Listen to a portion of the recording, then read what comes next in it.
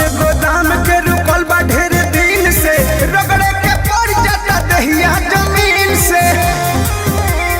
ए राजा राजा के पाजा में सुतल न बानी, मन करे कोरा में काटे के चानी।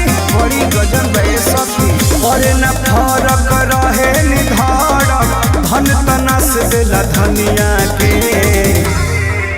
ए हो पियावा दर्द न बुझे हो, चढ़ली जवानिया के।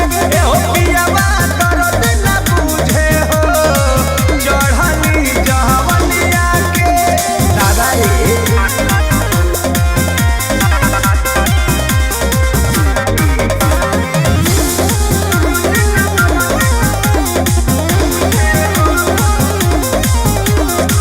जागला जोश होश तनिको न बाटे, पकल फसल हमारा वे न काटे।